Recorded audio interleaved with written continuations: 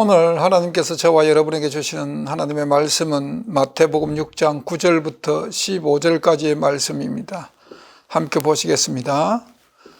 그러므로 너희는 이렇게 기도하라. 하늘에 계신 우리 아버지여, 이름이 거룩히 여김을 받으시오며 나라의 임하옵시며 뜻이 하늘에서 이룬 것 같이 땅에서도 이루어지이다. 오늘날 우리에게 일용할 양식을 주옵시고 우리가 우리에게 죄지은 자를 사하여 준 것 같이 우리 죄를 사하여 주옵시고 우리를 시험에 들게 하지 마옵소서. 다만 악에서 구하옵소서. 나라와 권세와 영광이 아버지께 영원히 있사옵나이다. 아멘. 너희가 사람의 과실을 용서하면 너희 천부께서도 너희 과실을 용서하시려니와 너희가 사람의 과실을 용서하지 아니하면 너희 아버지께서도 너희 과실을 용서하지 아니하시리라. 아멘. 예. 지난 시간에 그 기도의 가르침 중에 상반부, 이제 유대인들이 잘못 알고 있는 기도의 오해 부분을 주님께서 수정해 주셨습니다. 그렇게 중언부언의 기도, 그리고 기도가 죄를 속하는 그런 공효가 있는 것처럼 잘못 받아들인 그런 부분들을 주님께서 바로잡기 위해서 그런 가르침을 주셨습니다. 오늘은 그러면 이제 올바른 기도가 무엇인가?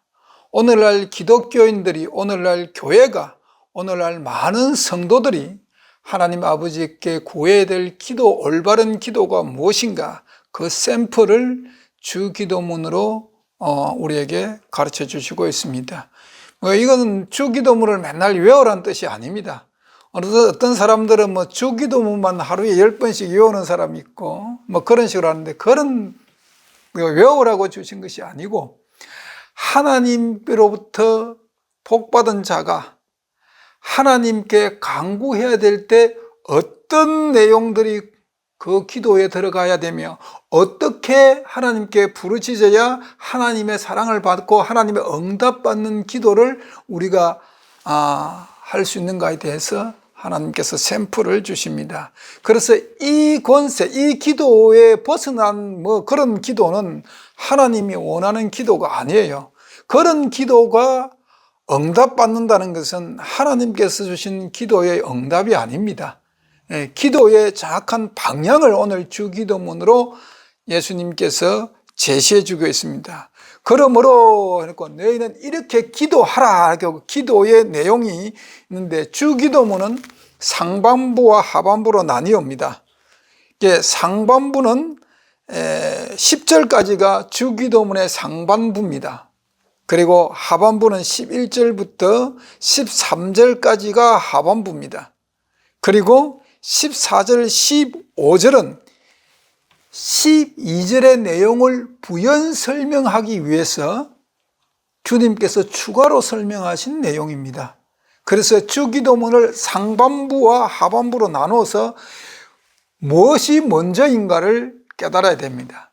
우리가 10계명을 보면은 하나님께 대한 계명이 있죠. 그게 1번부터 4번까지의 계명입니다.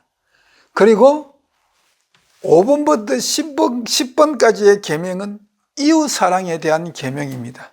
나눠졌던 것처럼 주기도문도 그 틀에서 벗어나지 않습니다. 그것을 여러분이 기억하셔야 됩니다. 오늘 한번 봅시다. 너희는 이렇게 기도하라 했고 하늘에 계신 우리 아버지여라고 얘기합니다. 하늘에 계신 우리 아버지여, 예수님께서는 창조주 하나님, 여호와 하나님을 당신의 아버지라고 부르지 않고 우리의 아버지라고 부르라고 가르칩니다. 이건 우리에게 엄청난 특권입니다. 이건요, 이 세상에 그 무엇하고도 바꿀 수 없는 엄청난 특권을 우리에게 주는 겁니다. 하나님은 우리에게 이 세상이 감당할 수 없는 특권을 우리에게 주신 겁니다. 당신의 아버지가 아니라 예수 그리스도께서 지금 주기도문을 기도를 제자들에게 가르치는데, 지금 당신의 아버지라는 표현을 쓰지 않고 우리 아버지라고 부르라고 가르치거든요. 이 우리 아버지가 가지고 있는 뜻이 무언가를 여러분 정확하게 아셔야 됩니다. 우리 아버지, 하늘에 계신 우리 아버지 할 때 이 우리 아버지가 내포하고 있는 뜻이 뭔가? 첫 번째, 우리를 당신의 형제로 받아들인다는 예수님의 고백입니다. 이해하십니까? 우리 히브리서 2장 11절 말씀 봅니다. 히브리서 2장 11절 말씀.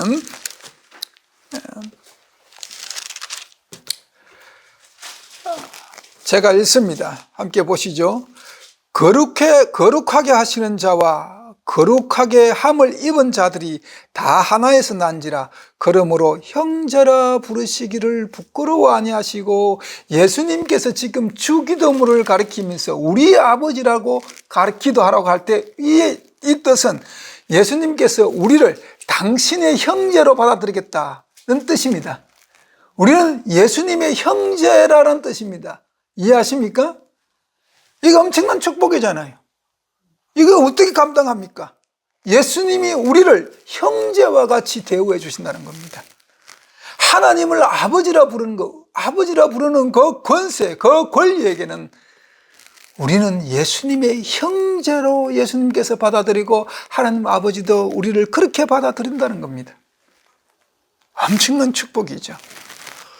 두 번째, 우리 아버지라는 그 개념에서는 예수님께서 우리를 하나님의 가족으로 영접하고 싶은 간절한 마음이 그 속에 있는 겁니다.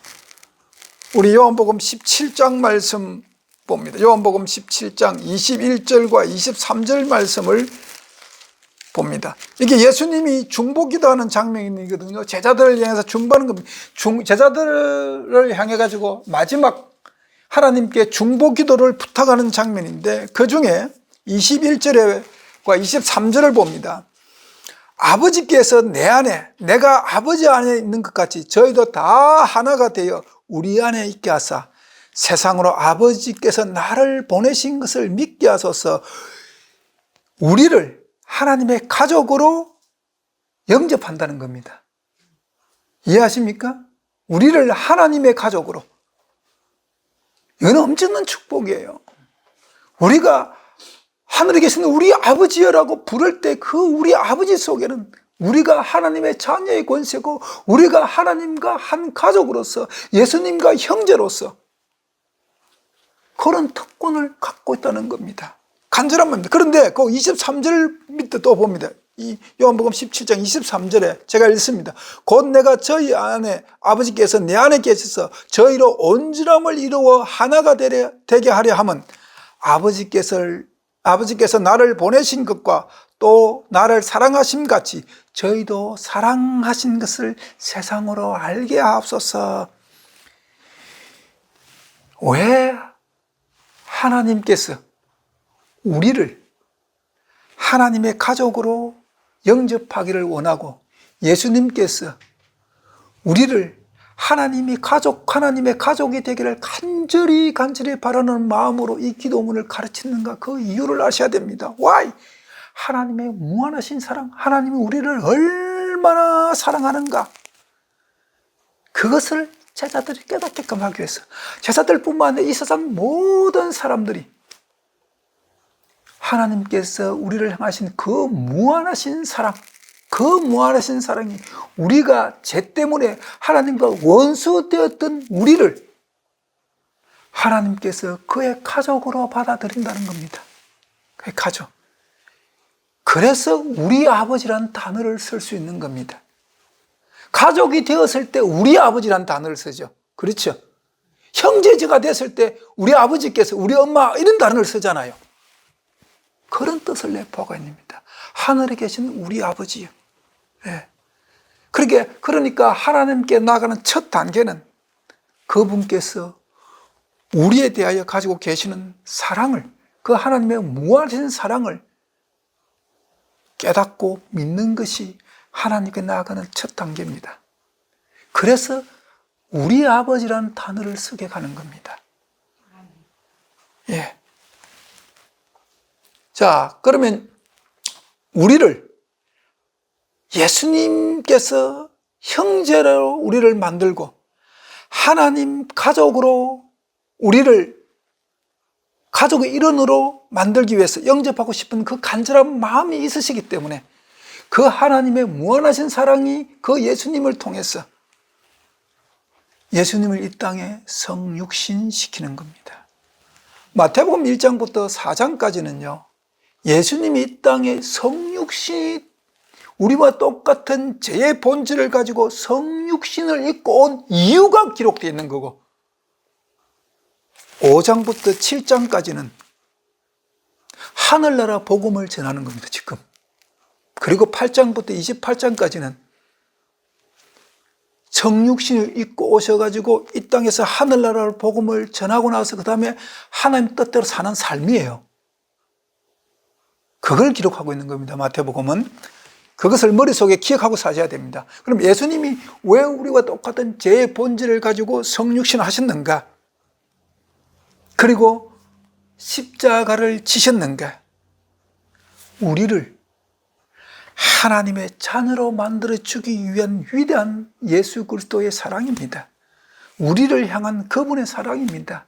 그분이 우리와 똑같은 죄의 모습으로 나 자신을 낮추어서 죄 있는 형상, 그분은 원래 하나님의 본체이시잖아요. 예.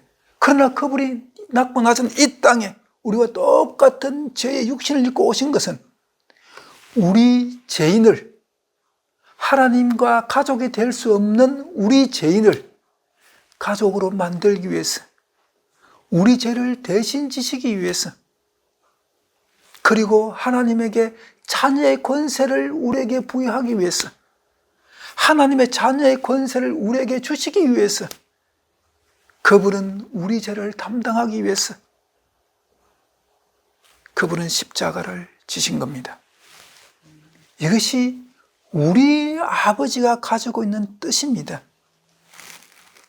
예.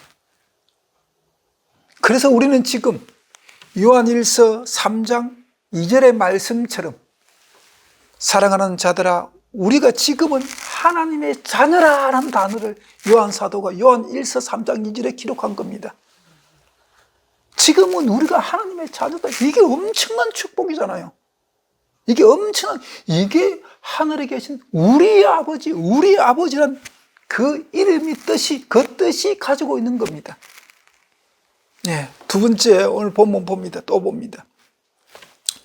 이름이 거룩히 여김을 받으시오며 라고 기록되어 있습니다.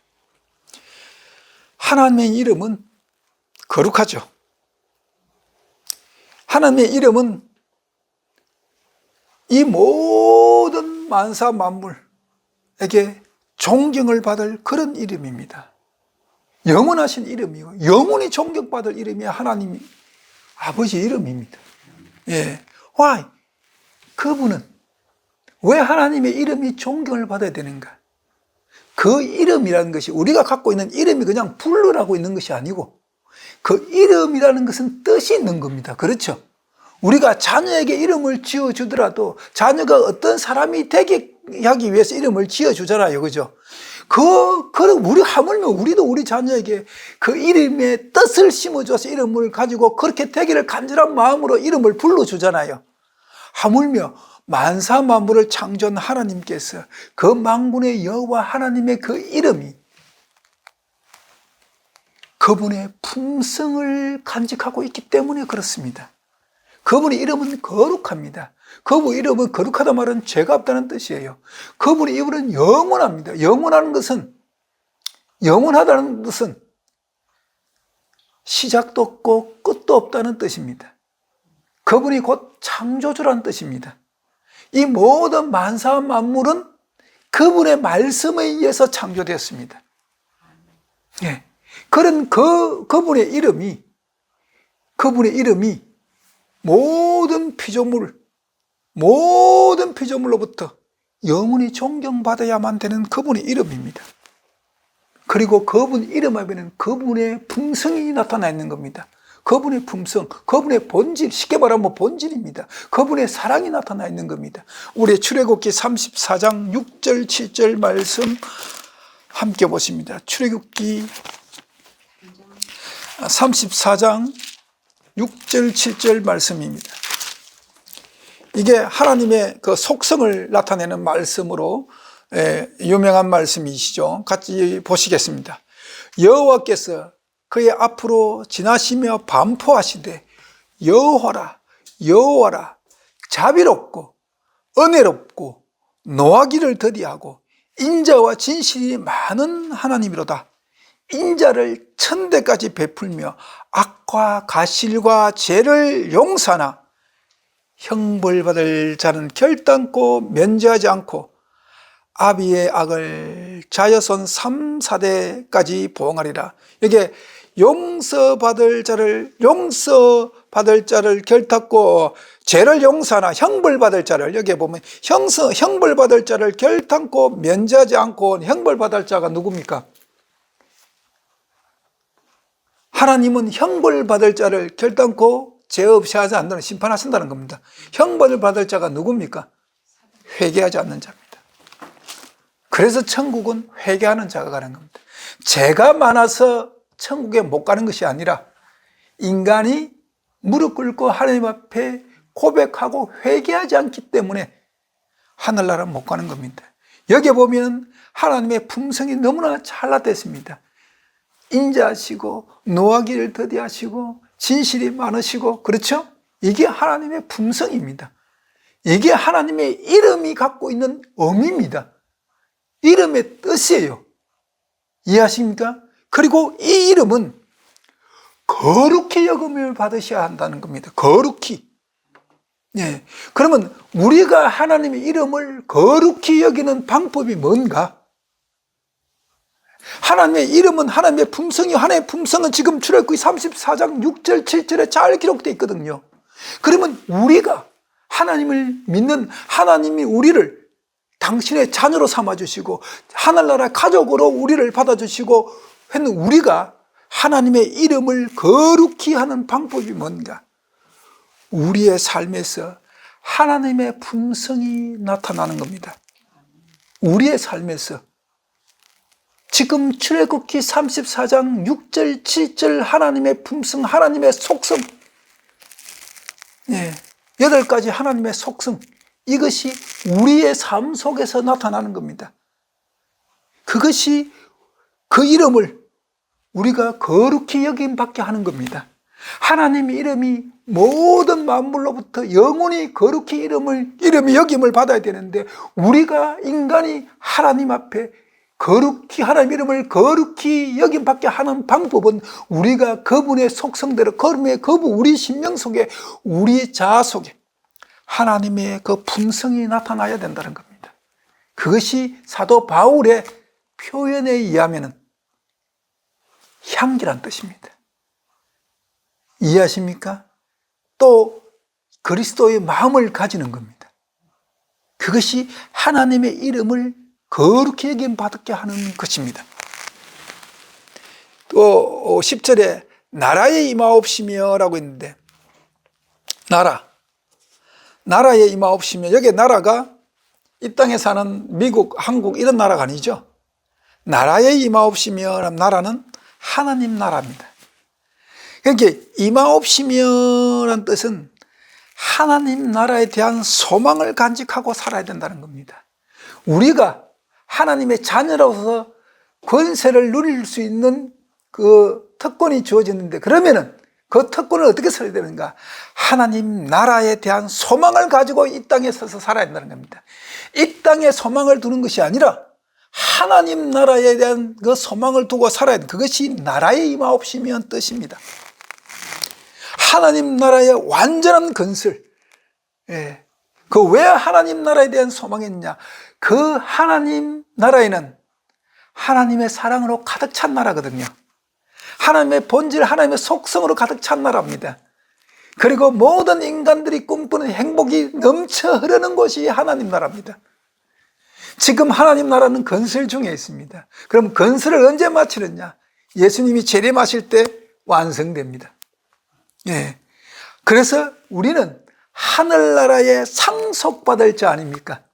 그렇죠? 이제 마태복음 25장 34절 말씀 봅니다. 마태복음 25장 31절부터 끝절까지는 양과 염소의 비유가 기록되어 있습니다. 양과 염소에 대한 비유. 예. 거기에 보면은 34절에 이런 말씀이 있습니다. 제가 읽습니다. 함께 보시죠. 그때 임금이 그 오른편에 있는 자들에게 이르시되 내 아버지께 복받은 자들이여 나와 창세로부터 너희를 위하여 예비된 나라를 상속하라. 이 예비된 나라가 하늘나라입니다. 나라의 임하옵시며 우리가 이 땅에서 이 땅의 소망이 아니라 하나님 나라에 대한 소망을 간직하고 살며 하나님 나라를 건설하는 겁니다. 우리 삶 속에서. 그러면은 우리는 하나님 나라를 상속받는 겁니다. 나라에 임하옵시며라는 뜻은 그 뜻입니다. 하늘나라 상속권입니다. 하늘나라 축복을 바라보면 살아라는 뜻입니다. 하늘나라의 축복. 예. 오늘날 기독교가 이것을 간절히 깨달아야 됩니다. 하늘나라의 축복을 간직하고 살아야 합니다. 뜻이 하늘에서 이룬 것 같이 땅에서도 이루어지다. 이 뜻이 뭐냐면 하나님의 뜻이 뭐예요? 이 세상 모든 만사 만물의 하나님의 뜻이 뭡니까? 하나님의 뜻은 율법입니다. 율법에 간직하고 있는 하나님의 사랑이 하나님의 뜻입니다. 하나님이 이 모든 만사 만물을 창조하실 때 그의 본질 사랑으로 창조하셨거든요. 그리고 이 모든 만사 만물에게 뭘 주셨느냐? 하나님이 법을 주셨습니다. 정확한 법을 주셨어요. 우리 인간에게는 그것을 뭐라고 표현했냐? 율법이라고 합니다. 왜 율법을 주셨느냐? 하나님의 사랑을 깨닫게 하게끔 위해서 주신 겁니다. 율법은 우리를 무한하신 하나님의 사랑 안으로 구속해 갈 뿐만 아니라 하나님의 온전한 사랑이 무엇인지를 인간인 우리가 깨닫게끔 하기 위해서 주신 거예요. 예, 뜻이 하늘에서 이룬 것 같이. 자, 여기서 하늘에서 이룬 것 같이라는 것은 하나님의 지금 하늘나라 지금 그 하늘나라는 지금 하나님 계시죠. 그리고 하나님만 계신 게 아니고 또 누가 있어요? 천사들, 선한 천사들이 있습니다. 그들은 하나님의 율법이 그들에게 강제적으로 지켜져야 되는 법이 아니잖아요. 그죠? 그들은 기쁨으로 지키는 거예요. 왜? 하나님의 사랑을 알기 때문에. 무한하신 하나님의 사랑을 깨닫잖아요. 그들은 깨달았습니다. 그래서 그분들은 그냥 완전히 하나님과 연합돼요. 연합되었다는 것은 하나님의 그 율법, 하나님이 가지고 있는 그 율법의 사랑을 완전히 깨달았다는 뜻입니다. 그것을 완전히 깨달았기 때문에 하나님과 연합되었다는 거예요. 그래서 그들에게는 하나님의 법에 순종하는 것이 힘들고 어려운 고역이 아니라 기쁨입니다. 왜냐하면 하나님을 사랑하기 때문에. 우리도 기쁨으로 순종하는 삶을 살아서 하나님과 완전한 연합을 이루어야 한다는 것입니다. 그것이 뜻이 하늘에서도 이룬 것 같이 땅에서도 이루어진다는 겁니다. 예. 다시 말씀드리면 우리가 기도할 것은 이 땅에서 악의 통치가 끝나고 죄가 영원히 소멸되고 의의 나라가 건설되게 해달라는 기도를 하는 겁니다. 이것이 뜻이 하늘에서 이룬 것 같이 땅에서도 이루어지다는 뜻입니다. 선한 천사들은 지금 하늘에서 하나님 뜻이 이루어졌어요. 그들의 삶 속에서. 그렇죠? 그럼 땅에서도 우리의 삶이, 하나님의 자녀인 우리의 삶이 하나님과 완전히 연합이 되었어. 예. 기쁨으로 하나님의 뜻에 순복하면서 기쁨으로 하나님의 뜻 안에서 우리가 자유를 누릴 수 있는 삶을 사는 것이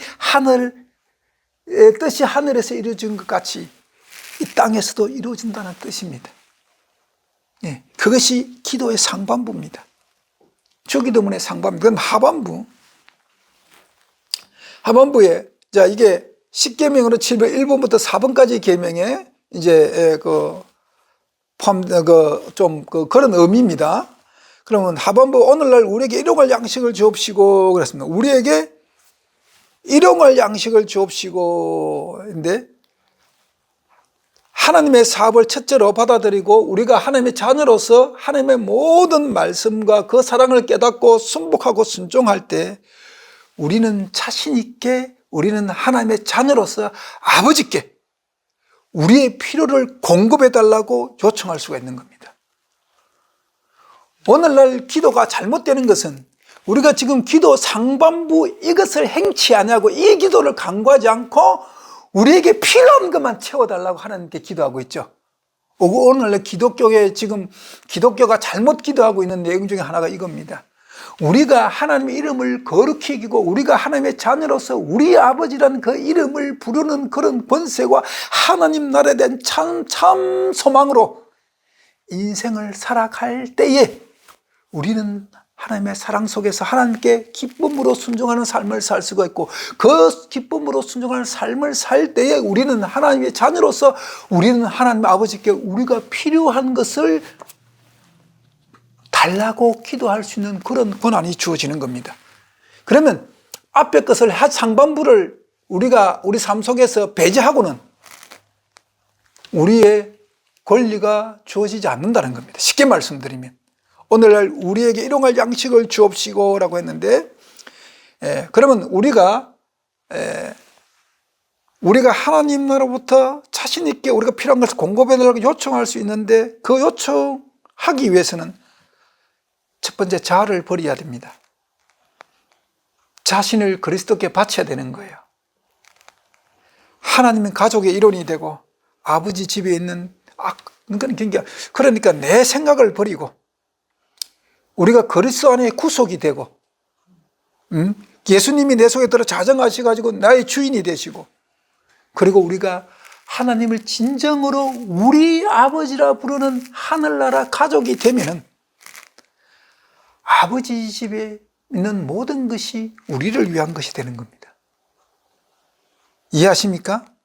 우리를 위한 것이 되는 겁니다.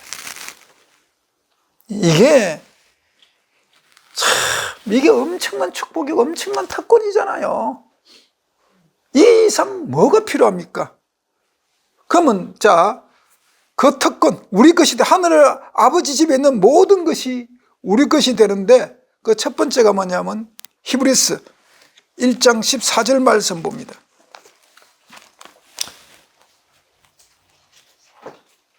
제가 읽습니다. 함께 보시죠. 모든 천사들은 불이른 영으로서 구원 얻은 후사들을 위하여 섬기라고 보내심이 아니뇨. 이해하십니까? 영 구원 얻은 후사들, 다시 말씀드리면 하나님의 가족이 된 사람들, 하나님을 우리 아버지라 부르는 모든 사람들을 위해서 천사들을 우리가 부립니다.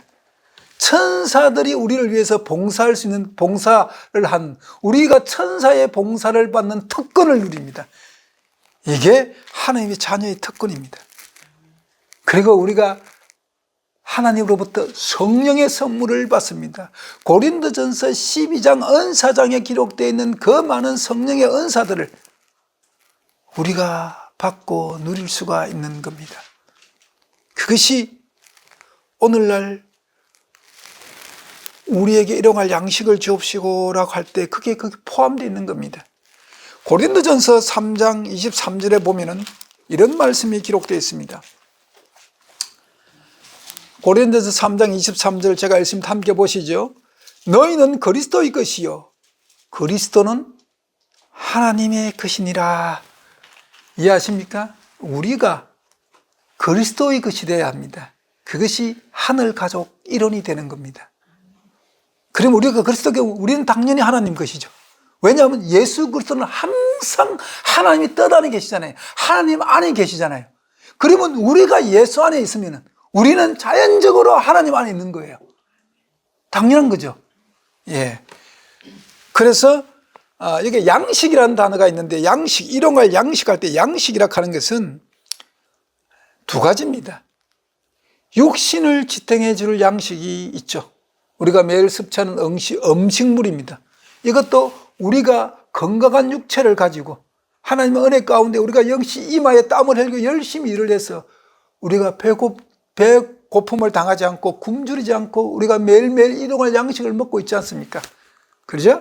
이게 하나님께서 우리에게 채워주신다는 겁니다. 두 번째, 영혼에 공급하는 영생의 양식이 있는 겁니다. 영생의 양식. 요한복음 6장 51절 말씀 봅니다. 이게 지금 주님께서 지금 이 말씀을 하고 있는 겁니다. 6장 51절의 말씀. 제가 읽습니다. 함께 보시죠. 나는 하늘로서 내려온 산떡이니 사람이 이 떡을 먹으면 영생하리라. 나의 줄 떡은 곧 세상의 생명을 위한 내 살이로다 하시니라. 영생의 양식을 먹으라는 겁니다. 그런데 영생의 양식이 뭐냐? 줄떡, 세상을 위한 내 살이로다 그랬습니다. 그럼 예수님을 잡아 먹어야 됩니까? 그런 뜻이 아니고 예수님은 말씀이 육신이 되어 우리 가운데 거하심에, 이렇게 요한 사도는 요한복음 1장에서 기록하고 있습니다. 그렇죠? 그러면 예수님의 몸은 말씀이 육신이 되어 왔습니다. 그러면 예수님께서 내 살을 먹으라 할 때 이 살은 뭐예요? 하나님의 말씀입니다. 하나님의 말씀입니다. 양식이라고 하는 것은 어찌게 보면 우리에게 더 갈급해야 될 양식은 영혼을 공급하는 영생의 말씀, 이 양식에 우리가 더 갈급하고 우리가 더 이 양식을 먹기를 즐거워 기뻐해야 합니다. 그것이 오늘 우리에게 일용할 양식을 주옵시고 라는 뜻입니다. 양식 두 가지다. 육체의 양식도 필요합니다. 그리고 영혼의 양식도 필요한 것입니다. 이 양식을 공급받기 위해서는 우리가 항상 기도의 상반부에 그 기도 내용을 기억하고 우리가 하늘나라 가족이 되어야 되는 겁니다. 그것이 하나님의 뜻입니다. 그리고 오늘 이게 12절에 우리가 우리에게 죄 지은 자를 사하여 준 것 같이 우리 죄를 사하여 주옵소서라고 표현되어 있는데, 이 말씀을 부연 설명하기 위해서 14절, 15절 말씀이 기록되어 있는 겁니다. 너희가 사람의 과실을 용서하면 너희 천부께서 너희 과실을 용서하려니와 너희가 사람의 과실을 용서하지 아니하면 너희 아버지께서 너희 과실을 용서하지 아니하시리라 이렇게 됐습니다. 우리가 하나님의 사랑을 받은 수혜자입니다. 그죠? 우리는 이걸 부인할 수가 없습니다. 우리는 하나님을 아버지라 부르는 우리는 하나님의 무한하신 사랑을 공급받은 수혜자요, 엄청난 수혜자입니다. 어떤 수혜자냐? 로마서 5장 8절 말씀 봅니다.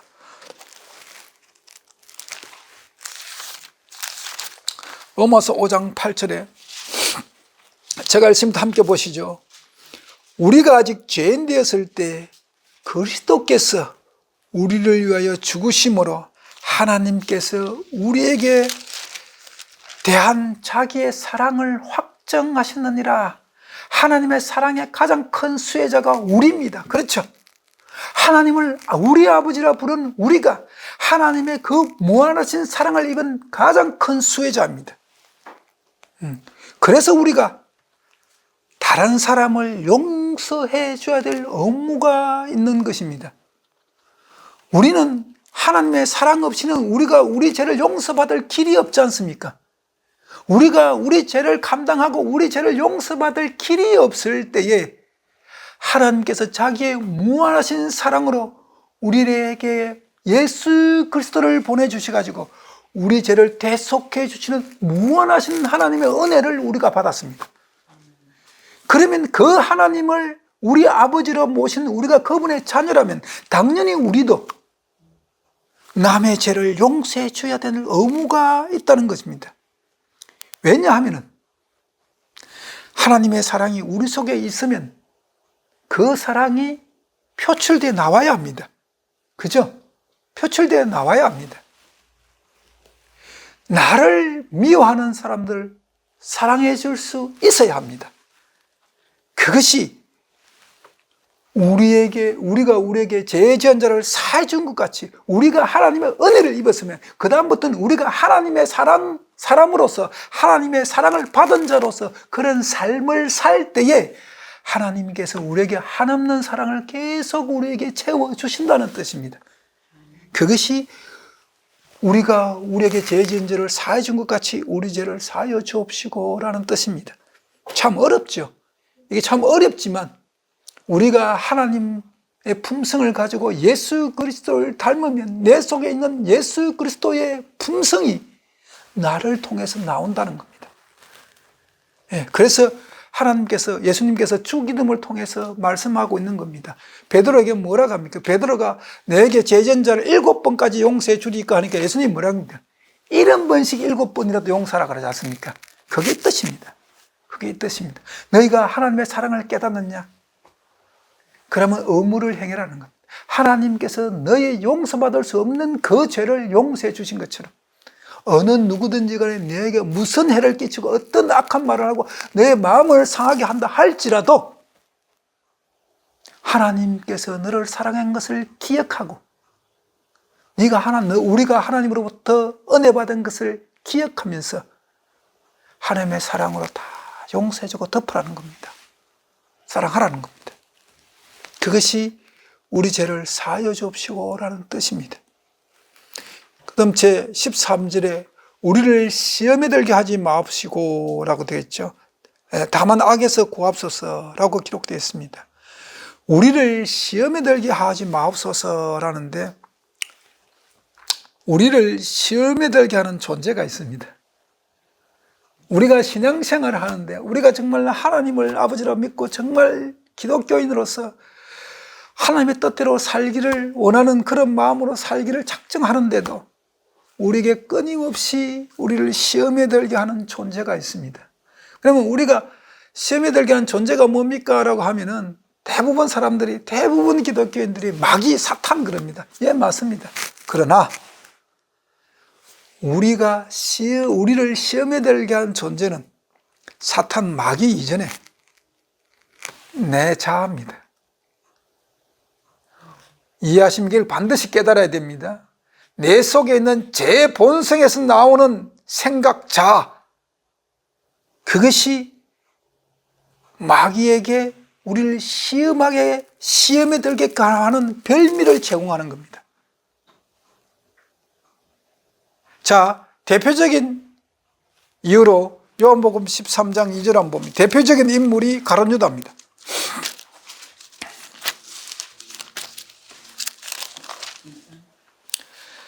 요한복음 13장 2절의 말씀 제가 읽습니다. 함께 보시죠.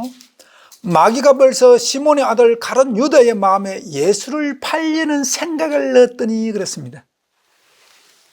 가룟 유다의 마음에 사탄이 예수를 팔려는 생각을 넣었는데 왜 넣었습니까?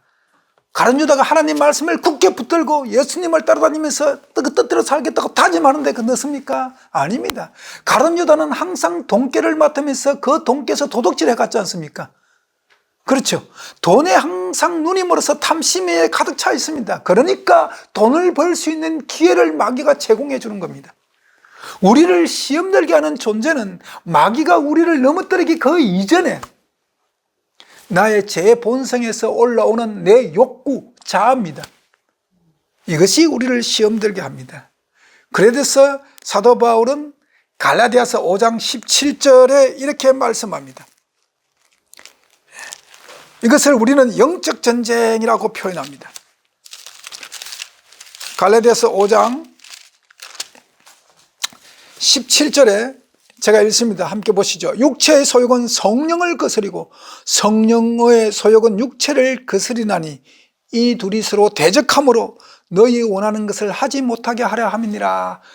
우리가 원하는 것은 성령의 소욕으로 살기를 원하는데 하나님 자녀로서 그렇지 않습니까? 그런데 우리가 원하는 것을 하지 못하게 하는 것이 뭐라고요? 육체의 소욕이라고 하는 겁니다. 육체의 소욕. 그것이 뭐냐? 죄의 본성에서 올라오는 내 자아입니다. 그래서 갈라디아서 5장 17절의 말씀은 영적 전쟁의 의미를 함축하고 있는 겁니다. 예.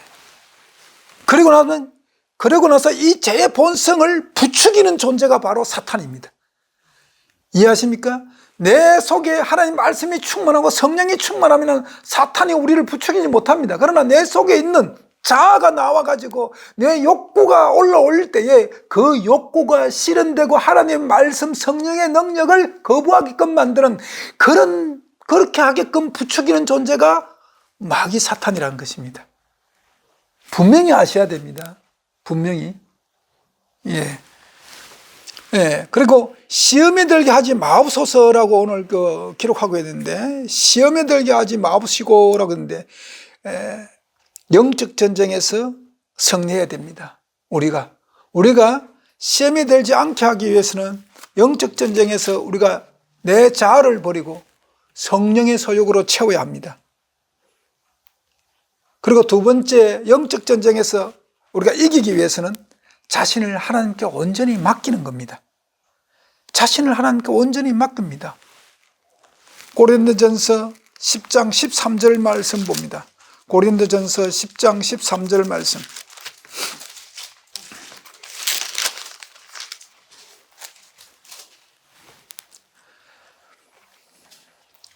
제가 읽으면 함께 보시죠. 사람이 감당할 시험 받기는 너에게 당할 것이 없나니 오직 하나님이 묘사 너희가 감당치 못하는 시험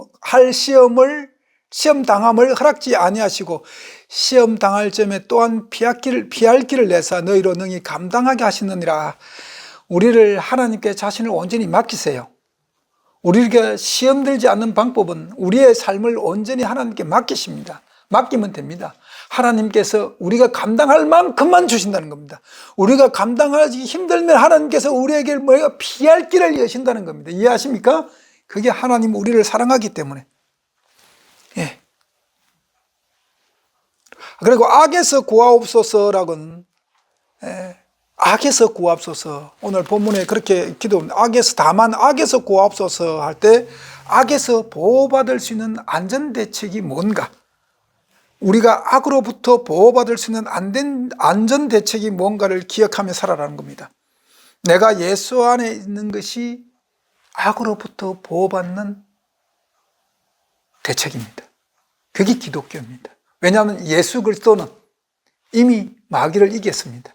죄를 이겼습니다. 악에서 승리하셨습니다. 그렇죠?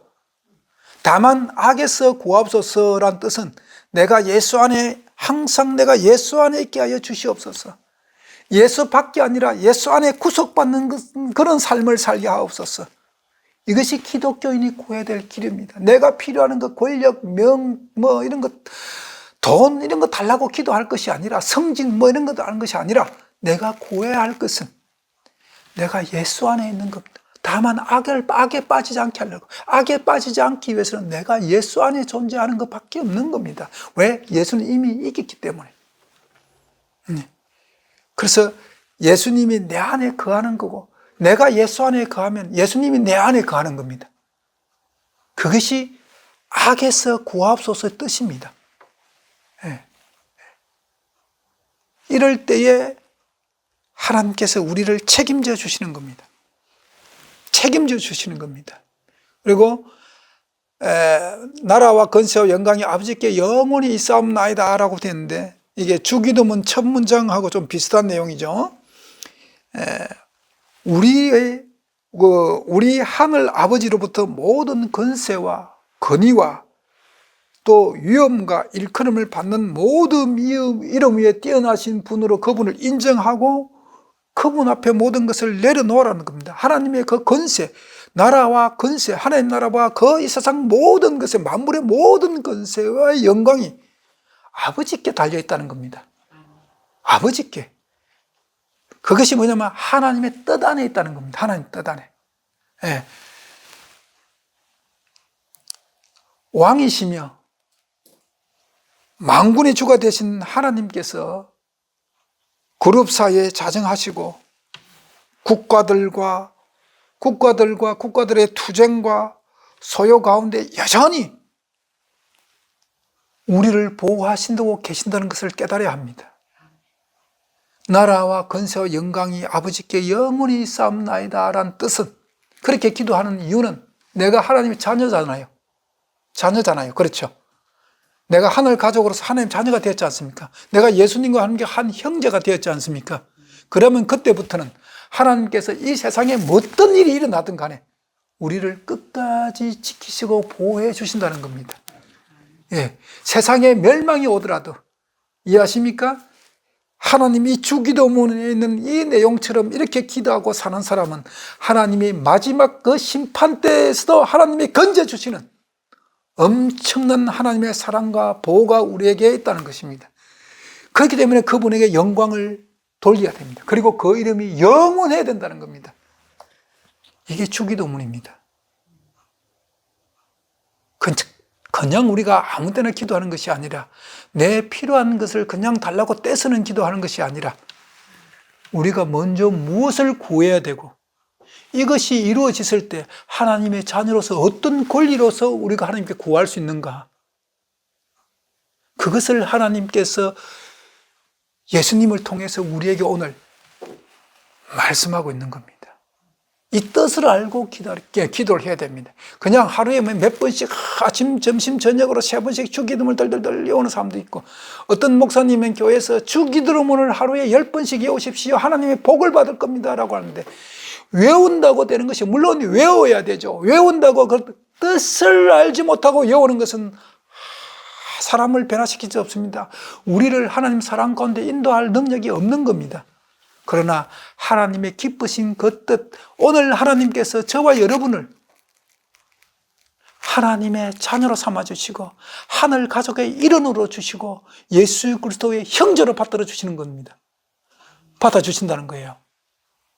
예. 이것이, 그래서 우리는 하나님의 자녀가 되면 하나님 자녀에 맞게끔 구하고 삶을 살아야 된다는 겁니다. 그것이 주기도문이 갖고 있는 내용입니다.